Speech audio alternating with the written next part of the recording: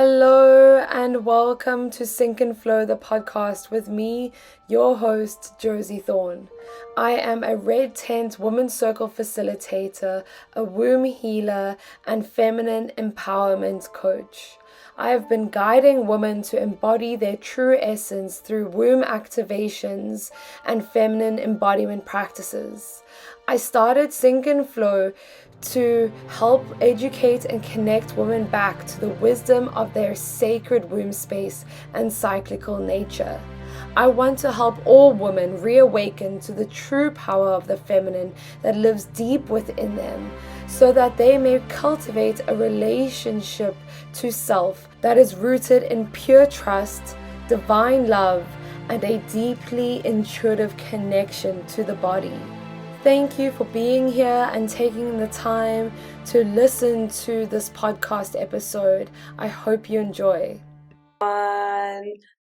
Welcome back to another episode of Sync and Flow, the podcast.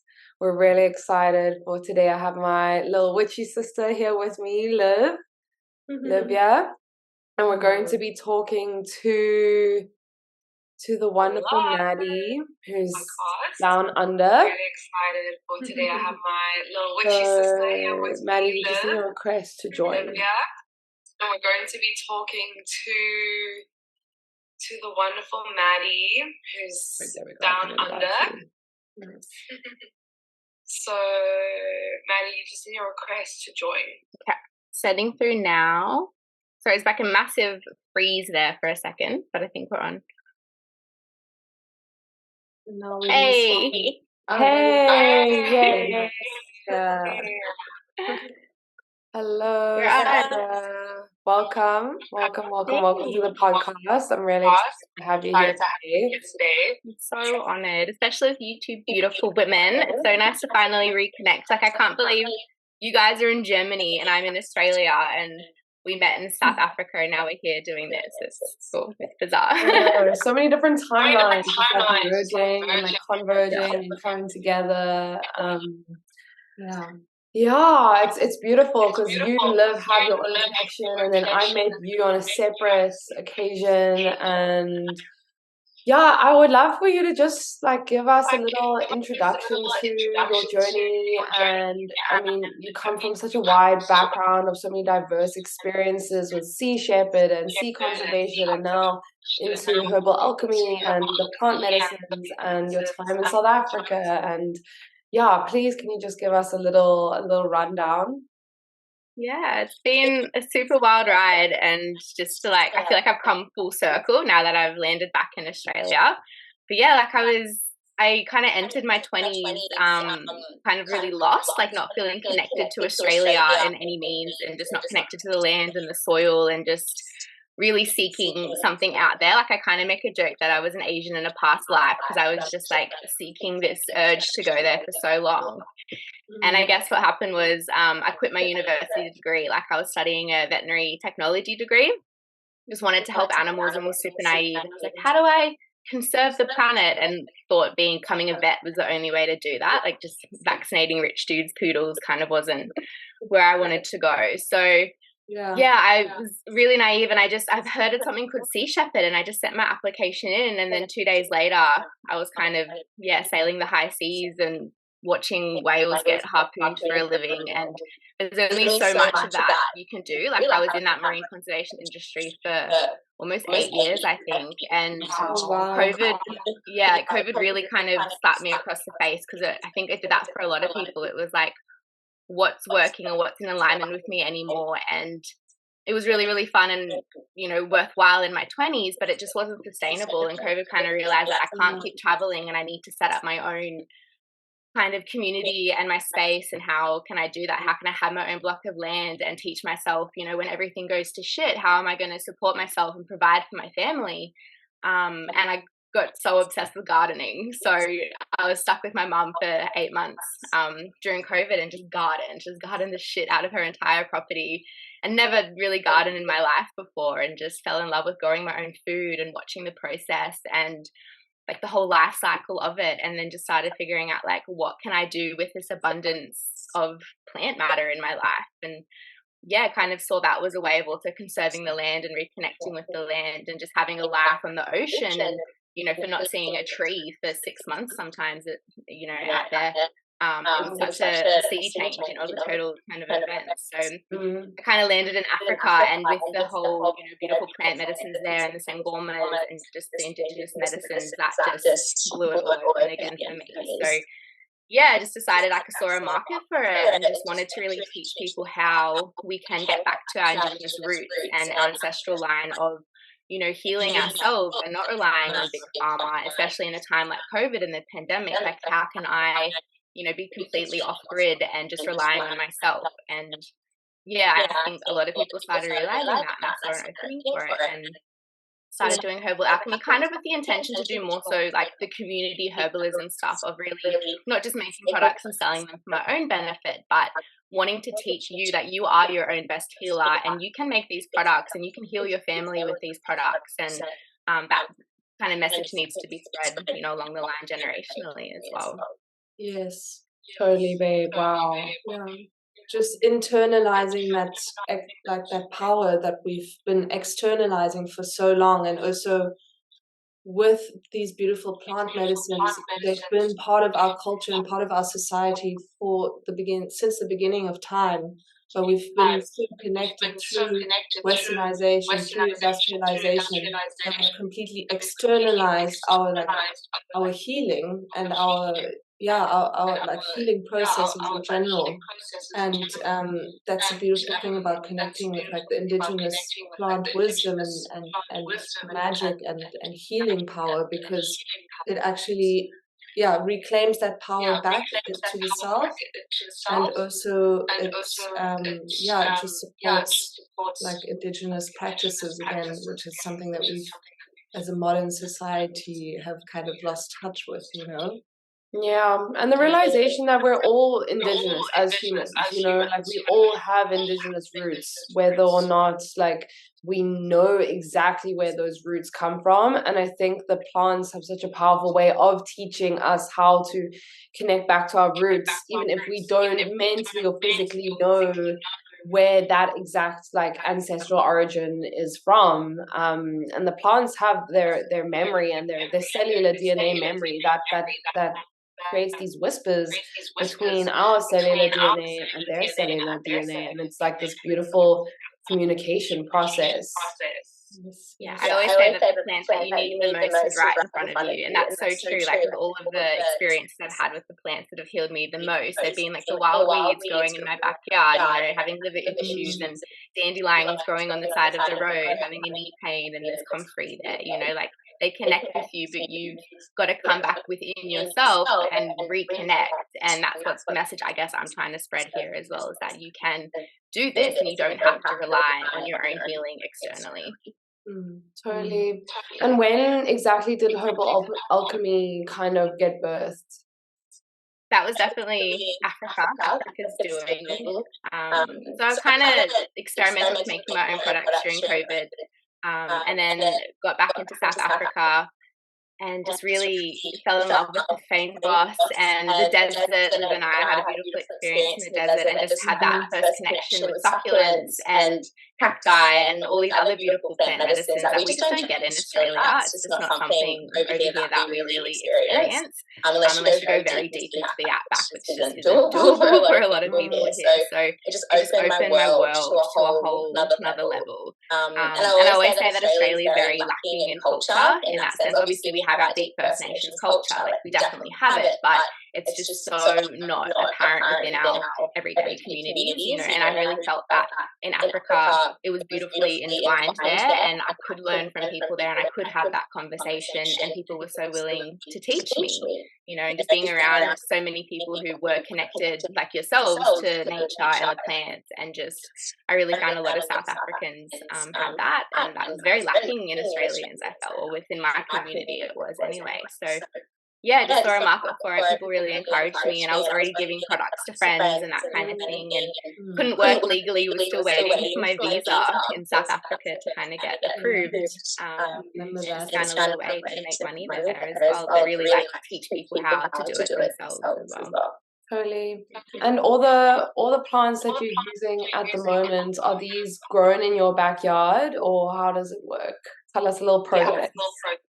Yes, that's how it started. It was just my absolute obsession for gardening, and I was making these medicines for myself and my partner anyway, so I felt, grow in abundance and share that. And yeah, it was just one of those things that just happened so organically. And right now in Australia, I'm not unfortunately growing my own stuff, just because I'm not in my own space, and my heart is like, what's happening to my garden in South Africa? I wonder what's going to be like when I come back. But I'm really grateful because I work at the local health food store here in Australia, and we're one of the only shops in the area that actually sell like the dried bulk herbs. So that's really good that I can source it still sustainably from a source that I know, which to me is really, really important. And yeah, I can kind of just support the people I work for as well, which is really beautiful, like keeping it in the local community. Yes, totally.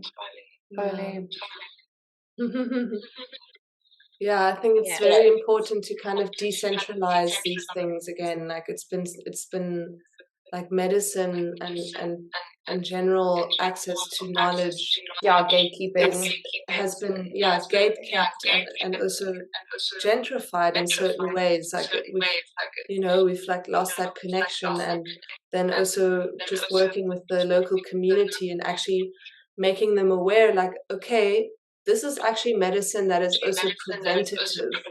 It's not like, oh, I have a symptom and now I'm going to go to the doctor and he's just going to give me a pill and it's going to disappear. Like, no, that's just treating a symptom. Whereas with wild weeds, what I love about them so much, they have all of these wild micronutrients that we are so lacking in our normal whole food, like in our normal foods that we buy in the grocery store. And that's the amazing part about working with these like ancient medicines, because it's actually preventative of like a lot of the ailments that we suffer from today. That's exactly right. Nature is providing everything we need. You can see that by eating and living cyclically and eating in season, eating seasonally. Like, for example, it's getting into the cooler months and all of your citrus fruit is coming into season. Well, of course, that's immunity boosting, that's vitamin C. So all you have to do is really look around and kind of live cyclically with the plants and what's in season, and automatically that's going to benefit your health, and that's going to be taking your health back into your own hands, and it's going to be preventing that illness because you're boosting yourself and living seasonally. Nature, it always provides everything we need. Living cyclically and living with the elements is also just very interesting, how literally the different elements, the different seasons and different plants, like even like I would say energetic characteristics already have so much to teach as well, so I love it. And how each plant will like correspond to the different elements within the body, and like even visually sometimes. And like connect to the different chakras, and like really just like boost your body's energetic body, like your energetic system, because essentially if that is boosted and if that is healthy, then everything else falls in line. And I mean, your physical health is also so dependent on what vibrations are you bringing onto your body, onto the surface of onto your skin? Like, are you surrounding yourself with technology all day, every day, and like never getting outside, never putting your feet into the earth, never getting like grounded into the soil? Because I think many people don't understand that grounding is actually a science through the negative charge of the earth, balancing out the positive charge from the EMFs, Wi-Fi, Bluetooth technology, and the positive charge is actually just regulating our energetic body and just regulating our physical body. And so if we can align our body back to the harmonious negative ions, the vibration of Gaia, of the planet, that's when we can actually start syncing our our hormonal processes, the light dark cycles, the circadian rhythms, and for us as women, our infrared is so important to our menstrual cycle, our hormone releasing cycles, and so if we can actually just sync back to the natural cycles, and use the plants in that process of reconnecting, resyncing, coming back to that organic way of living, then we can become so fucking strong. And like, I was just sick right now, and I felt sick for like 24 hours, you know, and like, because my body is strong, consuming the weeds, consuming the plants, like relying on them, like you said, in a preventative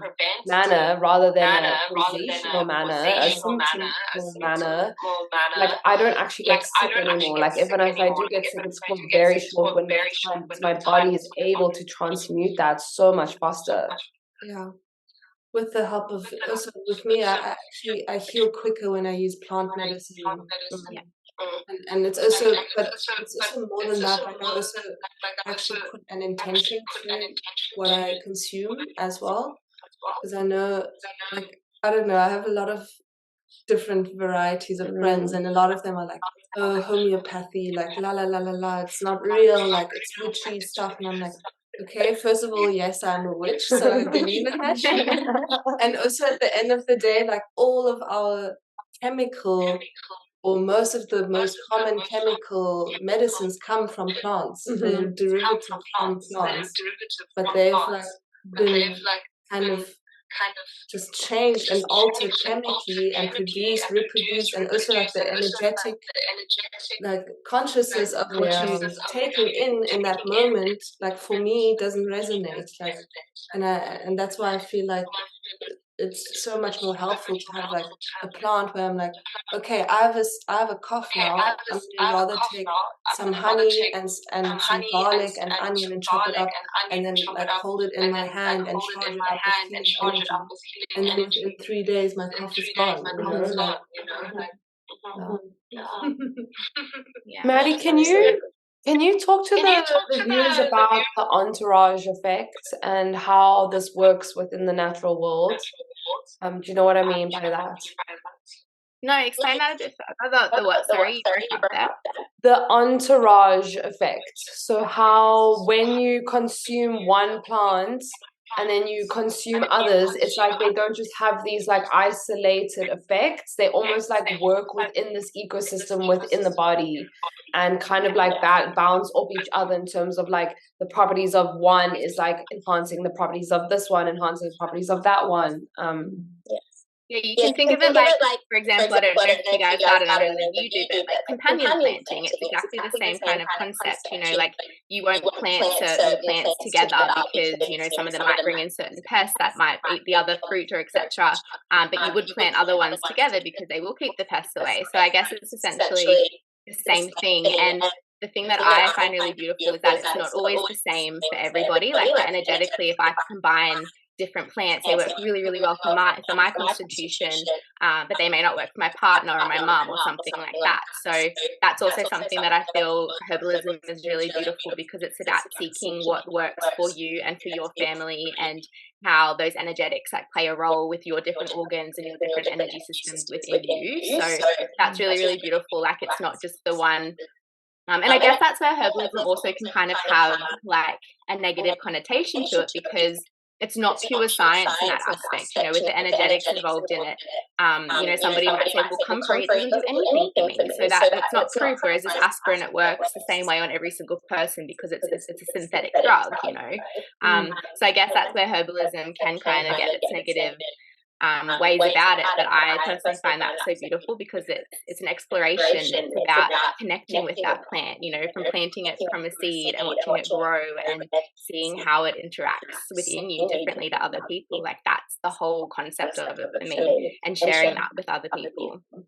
Totally. And that forces you to connect to yourself, because then you have to ask yourself these questions of like, okay, why is XYZ not working for me? How can I dive deeper?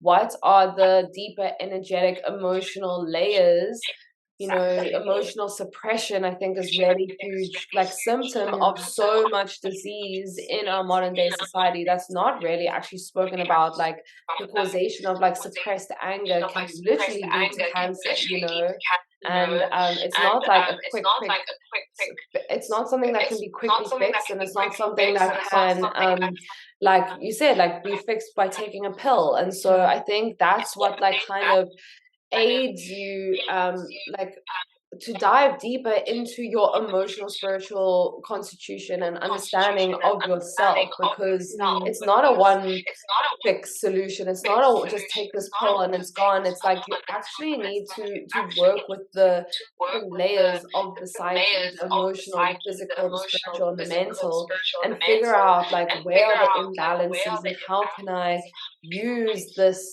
medicine from Gaia, from the earth, to supplement me diving deeper into what I already know about myself. Yeah.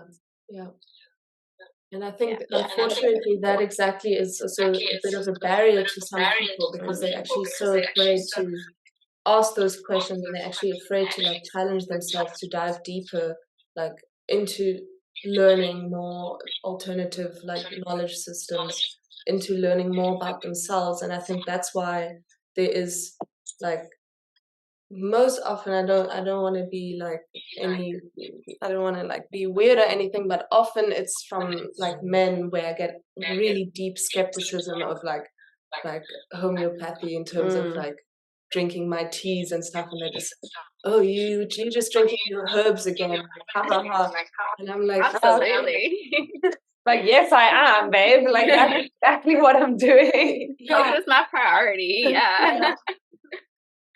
Yeah, and it's a bit scary. Like it's scary to dive deep into those things. But I think if you allow yourself to feel the fear, and you allow yourself to cross that barrier, then it's actually, it can only bear good fruit. Yeah. I had one question like simmering like throughout this talk that I wanted to ask. So I mean, obviously we met in South Africa, and we just had like direct access to the mountain, to the plants, to everything. And now yeah, now I'm living in Berlin, and yes, I do love it, but I must say I feel extremely hesitant about just foraging my own weeds. So I wanted to ask you if you maybe have any tips for the urban witches on how to safely like assess, okay, can I pick this weed here or not? Yeah, that's really important. And it doesn't just go down to the urban, foraging. It should be, there's many rules that apply with foraging. But yeah, I guess my biggest rule is like, when I take my dog for a walk, like that path, obviously I want to avoid that, because I don't want to be picking flowers where dogs have been peeing. That's a big one. I can only imagine in Berlin it's probably not just animals either. Like, you never know. Yes. So it's, you definitely got to pay attention to that. But I mean, especially in like the beautiful parks and stuff, if you go into the insides of them instead of surrounding the borders. And like, does Berlin have any hikes or anything beautiful like that? I've never been. Or is it just a pure city? It's no nature. There's lots of big parks, but no mountains. Yeah, like completely flat. Yeah, super flat. Yeah. And also super, like, I mean, most of the parks and stuff, there's always a walkway. Like, there's always people walking their dogs and stuff. Yeah. But is there a way that we could, like, maybe even if I forage something now in a park, if I get home, like, could I just like disinfect it somehow, or is it, I don't know, or is it then already tainted because it's growing in that soil? Yeah, I don't know. I'm just posing an open question. Yeah, definitely. I mean, also just trust your intuition. Like, if it's a heavily walked through area, you would know. Like, definitely not.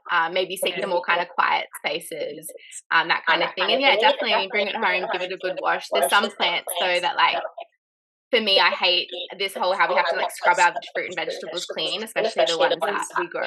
Same thing applies for herbs. But I mean, yeah, I think I definitely would if I was doing it, especially in Cape Town, that kind of thing. And the thing is, there's really beautiful wild weeds growing in the heart of cities, and that's what is really beautiful about it as well. Like the plants always take over, and they're always there, even if it is the middle of the city, and I've always found that really beautiful. I found some of the most medicinal plants in the most built up areas I've ever been in. Yes, that's so crazy. Like this ancient will and tenacity to survive even in the most fucked up urban jungle environment. Like then there's still that little sprout. I'm alive. Out from the pavement crack. And I think that's something that's like that's the resilience of the weeds that we want in our body, that we want in our immune systems. It's that physical, energetic, emotional like strength that can transfer from that plant to our body, and that's why we encourage working with wild herbs, wild weeds, because they haven't been genetically modified. And I've had these conversations with Annette Muller from Wild Nettle so many times about how like that's the genetically modified plants are actually weakened. Their resiliency is so weak, and so that's why we need to be working with these ancient herbs that still have the same genetic coding as thousands and thousands and thousands of years ago, the same genetic coding that our ancestors worked with. And that kind of leads me on to my next question is, how can people start to work with the plants and strengthen their intuitive connection to the plants? Because I think many, like, we will understand how we can do that because we're also tapped into our intuition as witches. But how can the average person start to develop that? It's almost like a psychic consciousness with plants.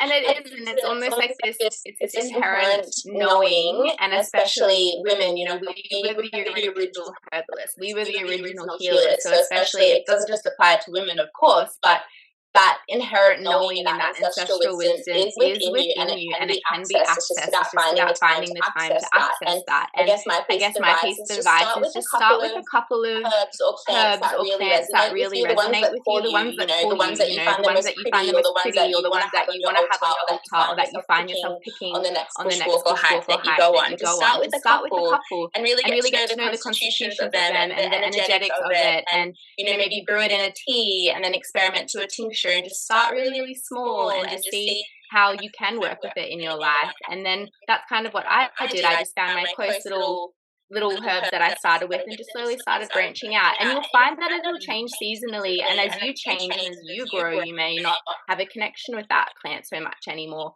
Like, for example, I used to love lavender, and now that scent just doesn't resonate with me anymore. It's not something that I enjoy, and that's normal, and that just shows how we kind of grow and change as nature, and we are inherently a part of that cycle. So I think that's really beautiful too. Yes. Yeah, and I also think that because we live in like this age of like mass information, like we're just getting overloaded with information, we often tend to forget that in order to build like an intuitive knowledge, you actually have to build a bit of an academic knowledge as well. So if you are interested to connect with these plants, like just do your fucking research, like, but also do what you enjoy. Like, it doesn't need to be like the scary thing, like, okay, I need to know the Latin name, I need to know like all of these things, like, I think people are so scared of like picking plants in nature because we're so used to like getting them packaged like in the store, So it's also just like being like, okay, I actually now need to learn like, how does this plant look like in a wild environment, So I think that would be my suggestion. Yeah, some of the best people to talk to in your community would be, that your old neighbor, the old gentleman down the road, like the elderly kind of community there. I find are the ones that have the most knowledge. They're the ones that have been working with these plants forever, and that's kind of how I got into it, that you're a lady behind my fence. You should just take me for walks and help me identify all the Indigenous plants. So you'll find there'll always be someone around who wants to teach you and share their knowledge as well. Totally. And I think it's like getting to know a person, you know, it's like connect with it on that like five senses level. So look at it with your eyes, smell it, touch it in your hands, feel the texture, like I don't know, sometimes I even like to like hear what plants sound like moving in the wind, you know, and like engage with it on like a full sensory level, so that every time you see it, you're like, oh, that's that plant, that's that person. It's like, it's the same as like getting to know a human. I feel like we need to create that relational dynamic with the plants, because I think that for me, that's one of the biggest teachings and lessons, that connecting back to my true nature, and therefore connecting back to Mother Earth and Gaia consciousness, you know, and weaving that into ecofeminism. It's about that giving and receiving, because the reason our world is in the disaster state that it is because man has just taken and taken and taken and raped and pillaged and, you know, not created that circular cyclical relationship with nature, because that's why, you know, our nature is so degraded as it is, because we greedy. Humans are fucking greedy, and they don't realize how important it is to have that relational dynamic with nature and with the plants and with the soil. Yeah.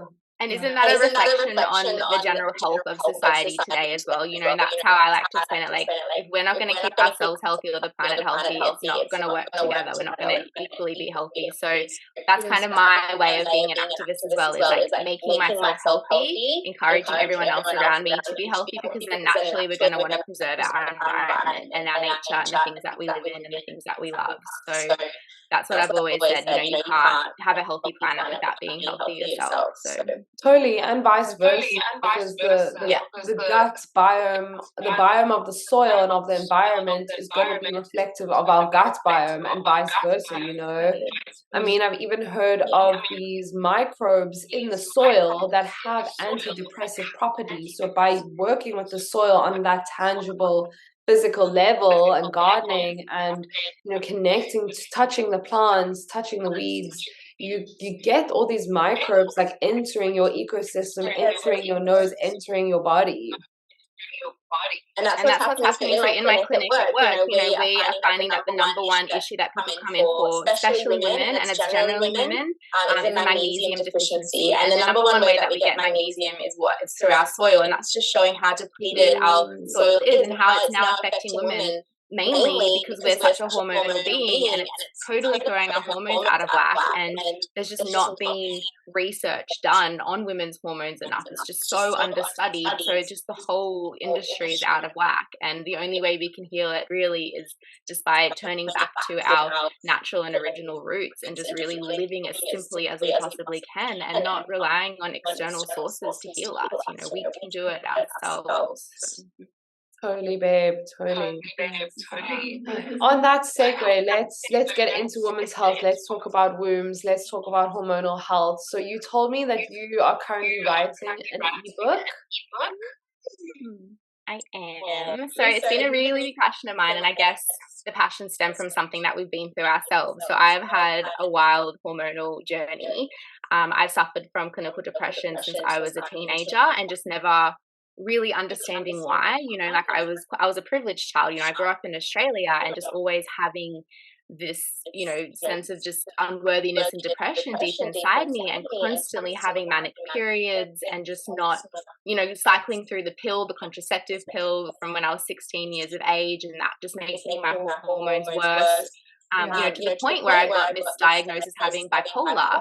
They put me on lithium, and that basically cut the circuits in my brain and caused me to have a suicidal attack. So for me, at 20 years old, going to that point, it was just I don't trust pharmaceuticals anymore. You know, it was just the total just disappointment in that industry, just letting me down. You know, I came to them for help, and this isn't everybody. You know, this isn't me like shutting on the whole industry. There's a lot of really beautiful psychologists and practitioners out there, but my experience really kicked something within me where I also had a knee reconstruction at a really young age and was always just turning to, popping a Panadol, just going to painkillers and realizing like this is now it's a 21-year-old injury. I can't just be living on painkillers my entire life. Like, what is going to be an alternate solution for me to not rely on these really heavy drugs that are affecting my hormones? So that kind of kickstarted my journey into just living as simply as I can, finding alternate ways to heal myself, and I guess pain management was a big one of those. Finding not wanting to be on the pill teamed with an antidepressant and having these mad hormonal manic attacks. I was finding, well, what's a natural antidepressant? Oh, St. John's wort. What's a natural painkiller? The comfrey plant. And I found that I got the benefits of healing my symptoms so organically and so naturally compared to the hit in the face of these really heavy duty painkillers. And Western medicine and pharmaceutical medicine, it totally has its place. I would be dead without it, these surgeries that I did have on my knee. So I'm totally, understand that we do have a place for that in our society, but not always. And I think our culture has just become way too heavily reliant on this. Codependent. More getting in women, because we are hormonal beings. Why are young girls getting their periods at 7 years old now? Why are so many women becoming infertile and having miscarriages? Like, it's becoming so common. I'm sure we all know a woman who's had a miscarriage or can't get pregnant or had an early period or something, So, and these are just becoming more prevalent within our circles. So it's something that just needs to be addressed, and that was kind of where it started for me. And then just wanted to share that knowledge with everybody else. So I just decided it was basically a letter to my future daughter. If I was to ever have a daughter, it was like, what was all the information that I would want to be told going through the different stages of my life, from puberty to, in my early 20s, transitioning, that kind of thing. So I just kind of read it for myself, and then it just opened up the conversation with more women, and I realized we need this, information out there for everybody. Yes. Yeah, there's women's health is so poorly educated in our current world, and it actually blows my mind how poorly educated women are about the workings of their own body. And it's almost designed that way so that we are heavily reliant and codependent on the system, because if we don't know what's going on with our bodies, then the only thing we're going to trust is what other people tell us, because we don't have any foundational reference to back up what doctors are telling us, what advice we're getting from the psychologist versus the psychiatrist versus the doctor versus the physio. And it's like none of those people are actually talking to each other, so it's not like day, because like feminine, like suppressed, which I do agree. And it also just kind of brings up like those questions, like what would the divine feminine, like this on a collective level, look like if we never had these like hormonal disruptions, social disruptions? Like, we would be so fucking powerful. Like, we already are, but I feel like we're now on a collective like reawakening of like the divine feminine. It's like kind of like been slumbering like subconsciously, simmering, simmering, and now it's like boiling over finally. Like, all of these women are like, no, like, enough is enough. Like, I'm tired of having X, Y, and Z problems and period pain and cramps and painful sex and PCOS and endometriosis and this and that. And it's like and not talking about it, not being educated about it, and your doctor just being like, try this one thing. Oh, try the pill. Try the pill. Try the pill. Try the pill. Try the pill. Try the pill. And you're like, no, can someone please give me some fucking answers that have nothing to do with hormonal birth control? Like, can I please just... I even joke about this in my other podcast episodes. Like, why was I learning how not to be like a crack cocaine addict in high school in life orientation when I could have learned like about my own fucking body, Yes. It's just the education system needs a complete reform. And when I tell a woman that they can only get pregnant maximum of 6 days per cycle, their minds are just like blown. I'm like, yeah, babe, like, how do you not know this? Like, it's actually knowledge you have to seek out. Yes. And I think it's been suppressed on purpose. Yeah, I also believe that. But then it takes like this, you have to take the self-responsibility and be like, hey, I need to be in charge of my health. And this is the same relationship with the plants. You know, you need to seek out the plants, you need to seek out the healing, you need to seek out the medicine that works for you. Exactly. Reclaiming and internalizing instead of externalizing. Yeah. It's actually insane, like the amount of women, like I think it's about 80 to 90% of women around the world struggle with hormonal imbalance. Like that's crazy statistics. Crazy. Yeah, it's huge. And I think that's the biggest fear. I mean, the pill, it completely changed society. You know, for women, it was a game changer. It meant, you know, we could have access if that happened to us, if we were raped. You know, we could protect ourselves. There were so many beautiful things and really important things that came out from having the contraceptive pill. But I think the biggest issue here is that there's not enough research of the long-term effects of this drug. And I think that's the biggest scary thing, because not only is it the contraceptive pill, women's medicine in general is completely understudied, and a lot of the time when it is studied, it's performed on rodents that would be considered prepubescent. So the studies it would be done considered on like a 9 to 10-year-old woman. So it's just not valid, and that's the biggest issue. And yet these drugs are still getting approved, and they're still you could basically say our generation is just the guinea pigs for, you know, all of these pharmaceutical medicines and us women.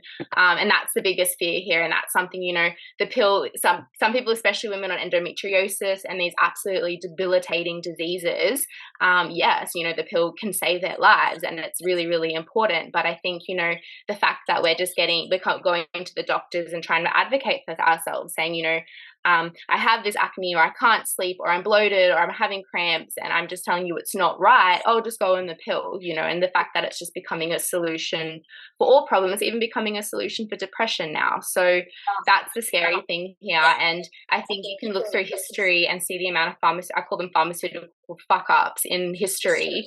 You know, for example, like, did you know that 1 in 3 births are done by cesarean section, with 50% of those procedures not even having to have been fucking done? So you are cutting women open because you didn't have the knowledge or the skills to basically identify what was going on here. And that's the infuriating thing. And I think that's what stems back to what you guys were saying. That's why we're rioting, and that's why we're standing up, and that's why we're saying this is enough, because we need to start advocating for women's health, because we are the ones suffering. And you can see that in our menopausal women, especially our mums' generations and stuff, you know, like they shouldn't be having all of these horrendous, debilitating symptoms that come with it. And it's infuriating. And I think it all starts from the source, from that like mother to child connection, and also then how the mother works with, you know, medicines and during pregnancy. You know, there's so many beautiful plants like milk thistle, like helping to increase lactation, and like all these different things. And it's like doctors are not, like, women are not educated on how they can support themselves and their children. And so that's why that, like you keep on saying, that externalization of knowledge. But most women don't know that natural birthing will help your baby get all the microbiome microbes that it needs through that vaginal canal birth. And that's how that's like the baby's first immune system comes from the mother, comes from that vaginal birth process. And we're wondering why these disorders, like why there's more allergies, why there's more autoimmune diseases, why there's more neurological disorders, you know. Exactly, like autoimmune diseases. Autoimmune means a dysfunctional immune system that is fighting itself. And so the immune system is the foundation of our health, our vitality, and our ability to heal ourselves. And yeah, we're wondering why, like, you know, all these diseases, endo, PCOS, like all of these things, they're so new to our modern society. Like they were not prevalent. Yeah, in the mainstream, they were not prevalent like 50 to 100 years ago. There was no such thing as all of these different diseases. And now they're starting to pop up and become so prevalent. And we wonder why. And the only way to prevent this for your future children is to reclaim back Indigenous practices and, you know, home birthing and attending red tents and understanding the foundational aspects of you know, your womanhood and what that means and the power that you possess, the portal that you possess in your womb space, you know, in your sacral space. And how can you advocate for yourself and therefore for your future children? Because no one else is going to do that for you. Society's not going to advocate for you. Your doctors aren't going to advocate for you. And so you actually need to take charge of that and take full responsibility, you know? Yes. Yes. The only way that things are going to change is if that we rise up and start making the changes. And I think that's been beautiful. I mean, for me, social media, it's like a blessing in disguise, I suppose. I hate it, but I love it. My whole business runs off it. But, you know, just that access to information and our generation of us being able to have these conversations and share this out. You know, our parents, you know, they did do their best with the information that they had, but they were taught that periods were dirty. You don't talk about them, especially not with your friends. It's just not on. So I think, you know, our generation is rising up and wanting to have these conversations because we're realizing the downfalls of that. And I think that's the beauty of our generation. I think it's really, really important.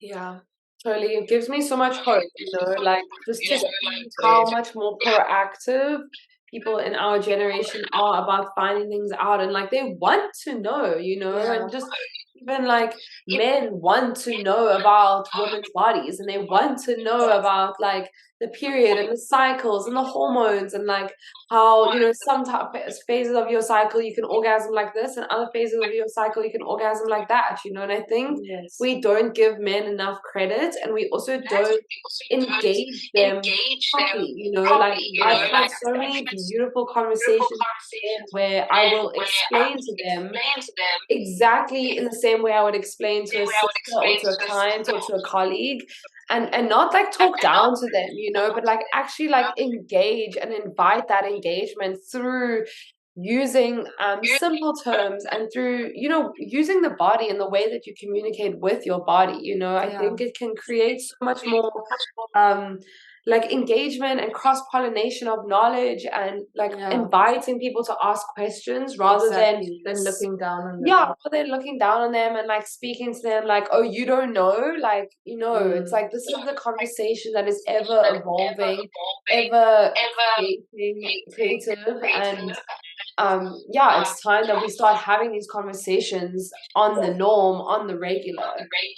Yeah. I mean, my partner was amazed when I explained all my different cycles and that I literally become a different person in my different phases. And he's like, it just makes so much sense. But it was up to me to have that conversation and be like, okay, this time I may become fucking crazy, but this time I'm going to be super horny. So it's beautiful, you know? So it's just like, they want to know that. And once they know, they can just understand you and us and their sisters and their mothers and everybody so much better in their community. And we're just creating that within our spaces. And it's so important.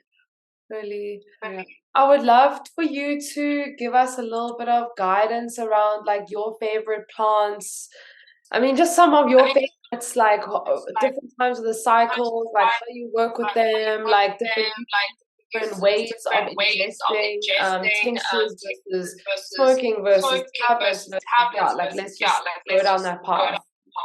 Oh, there's so many. And I guess like for me, it's now evolved to really, what's changed my life completely is working with my cycle, you know, and feeding my energy on those different parts of my cycle. And so for me, something that's been really, really beautiful is just like documenting that. And I guess that's what I'm putting into my ebook too, is just the different foods to eat, the different exercises that are going to nourish you at this, like energetically on this time of your cycle. And I guess there's a lot of really beautiful herbs that can do that too. And it's so easy just to make yourself a cup of tea, you know, instead of having to cook up this big nutritious meal. So that's what I love about herbs, is that they are so easy on all parts of your cycle.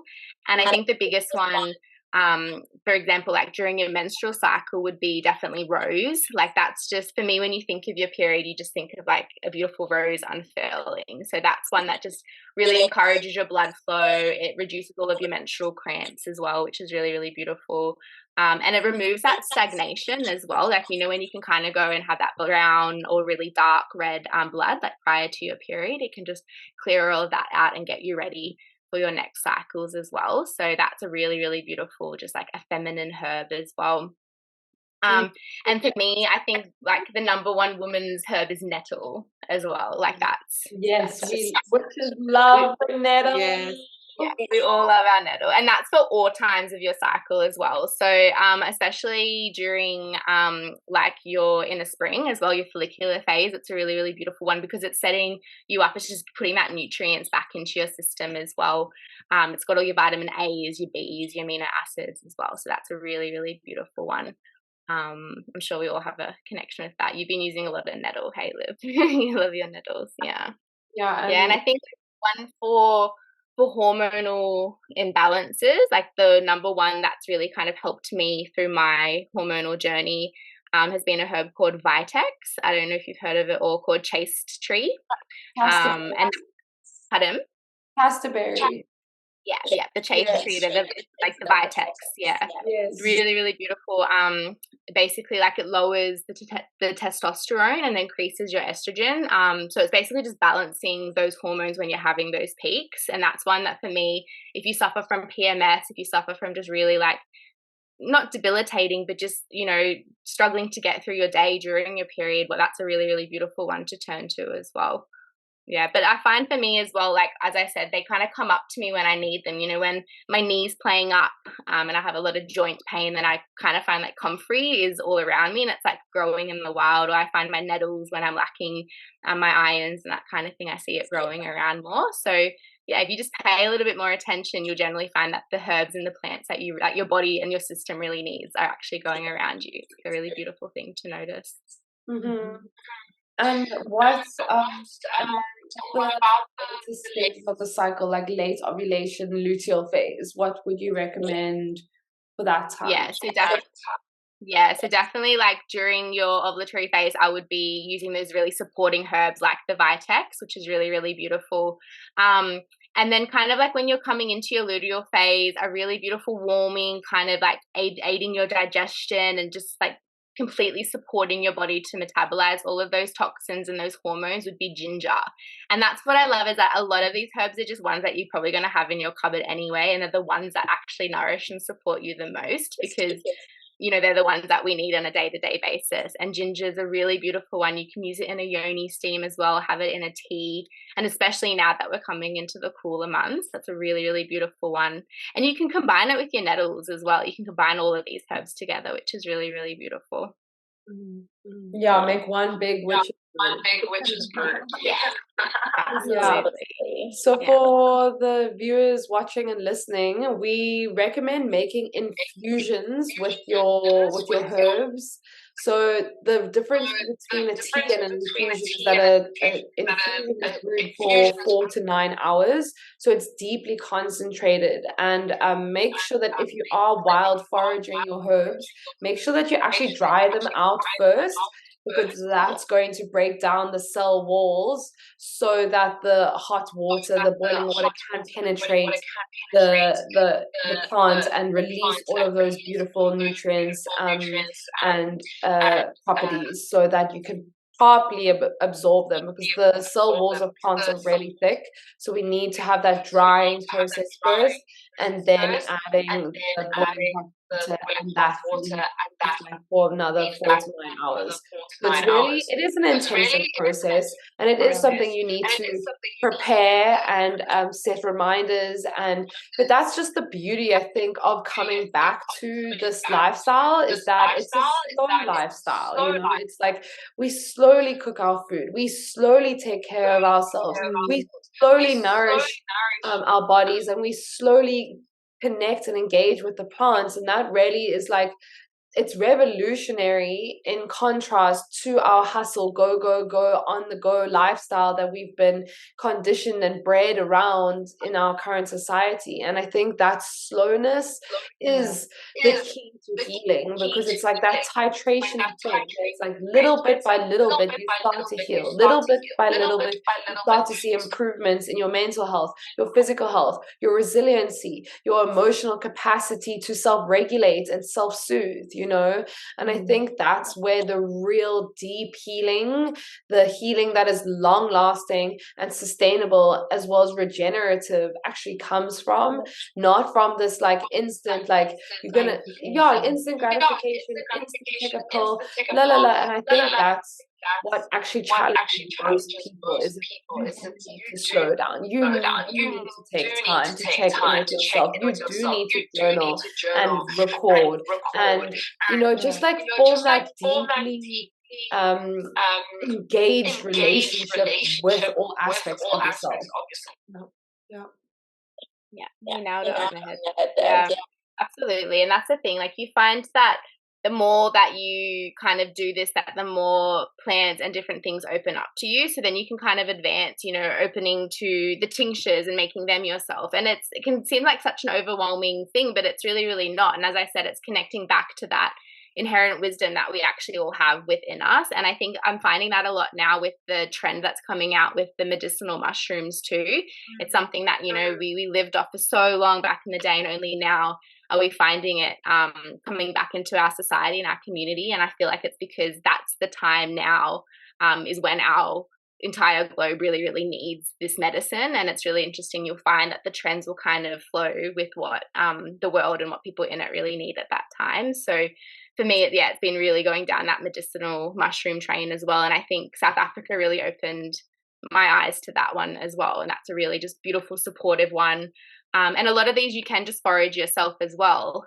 You can easily just go and get like a mushroom identification book and go and do those foraging too. And there's so many people who are hosting these workshops, and go and volunteer at your local community garden. You know, you'll find a lot of these people will have that knowledge. They'll go and do foraging walks or grow a lot of this stuff in their gardens as well. So accessible. It's all out there. It's just about opening up and like reconnecting to that again. Yeah, and setting those intentions. Like I do want to, and I think once you set the intention, the synchronicities just start rolling in, you know, and you notice this plant and that plant, and on your walk home and on your walk in the park and this and that, then like you see the flyer for the workshop. Yes, exactly. Exactly. And even here now, like I'm seeing nettle growing everywhere. It grows like wild like bushes everywhere. And then also the one thing I wanted to say, which is I'm so excited by this new, like all of these, like as you said, it's like almost like online trends and health trends. They're all coming back to this ancient Indigenous practices. And the interesting thing about that is this modern way of living and consuming has only been for a very limited amount of time. But it's actually crazy how quickly it's taken over because of like the ease, because of the instant gratification, so the ego, and because of the ego. And also to save time, you know, nobody has time anymore. But but you need to make time. Yeah. And also, if you think about it, like this old knowledge and old ways of living is how we are supposed to be living. It's how our ancestors have lived. They were foragers. They were living with the cycles of the land. They were paying respect to the animals that they were living with. They were and I think it's actually like it's sad that we've gotten to the point, but it's also good because now it's like really like a slap in the face. Like, okay, guys, like wake up, like return to Mother Gaia, like return home, like turn to the womb space, you know. And I guess that's what I've been trying to advocate for, like with my history from conservation. And there was a big inkling inside me, like, is what I'm doing now, is it still conservation? Is it still in alignment with, you know, what I want to be perceived as in the world and giving back? And I think right now it's really interesting that I have transitioned into spreading this kind of awareness, because with the state of our planet and the state of the way our health is going and the way that we're consuming, we don't have a fucking choice anymore. We have to act. And I've been screaming that from the rooftop for the last 10 years in regards to marine conservation. And now it's really interesting that I've kind of had a total shift. It's about, you know, getting people back to their roots, their traditional roots of not only healing and medicine, but agriculture and, you know, farming practices and all of these really important Indigenous ways that we have to get back to, because our planet cannot fucking sustain the rate that it's going. And if you want your grandchildren and your children to have any form of future and to be able to connect with the nature and the wildlife like we have, then you have to take action. And it starts with getting yourself on a level of health where you can advocate for yourself and everybody around you and your family. And you don't have a choice now. We have to act. It's as simple as that. Totally. And if you're nourished and you're not healthy and you don't have a regulated nervous system, you don't stand a chance. You're not going to be able to advocate for yourself. You're not going to be able to stand up. You're not going to be able to be the strongest, most bad bitch self to be like, hey, yo, like, this is not okay.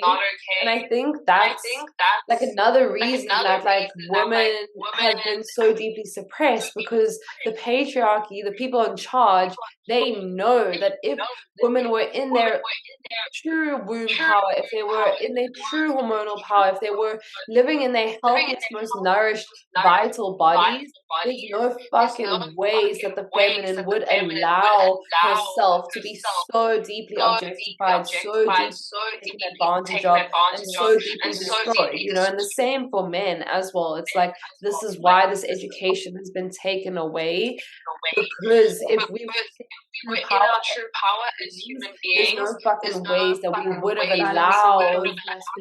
Yeah, exactly. We wouldn't have allowed any of this bullshit. We'd be made to feel ashamed of ourselves. We'd be made to feel reliant on other people to get us better and to teach us the way. It's like, it's a really interesting state that we've become just so heavily reliant on other things and other people to tell us what works within our body. And I think that's why, what we were saying before, why women are having enough, because it's not working, and we're the first ones who are seeing the effects of this, and it's got to change.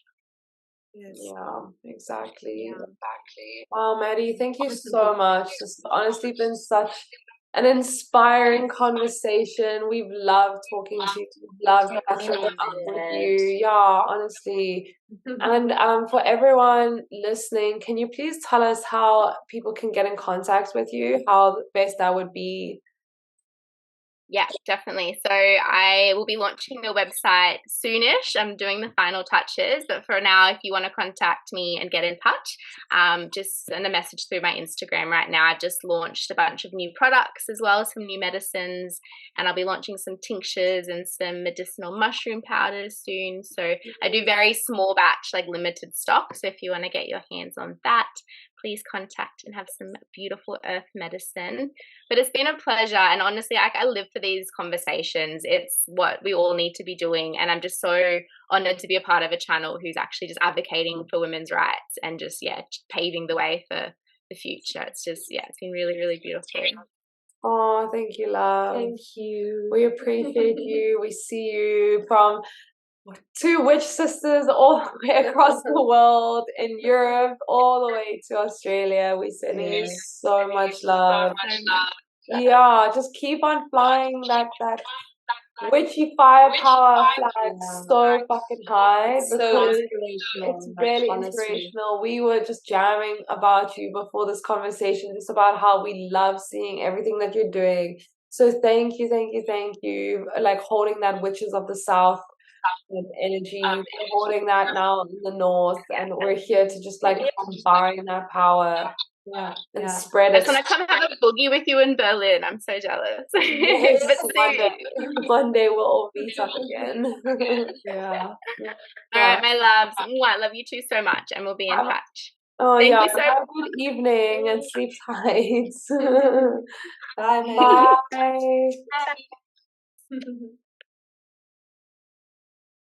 Nice. Bye. I love it. Thank you so much for taking the time to listen to this episode and engage with all the wisdom that was shared. If you enjoyed this podcast, please remember to leave a review on your podcast platform of choice, as this really helps this wisdom reach new people. If you have any questions or queries, please feel free to reach out to me via Instagram DM or send me an email. You can follow me on my personal account on Instagram at Josie, JOSIE _Thorne, THORNE, or you can follow Sync and Flow, my business accounts, at Sync That's spelled SYNC_in_flow. Please feel free to reach out with any questions or queries you may have. Otherwise, get in contact to book a free discovery call to start your self-healing spiritual journey today. I look forward to hearing from you, and I'll see you in the next episode. Bye for now, loves.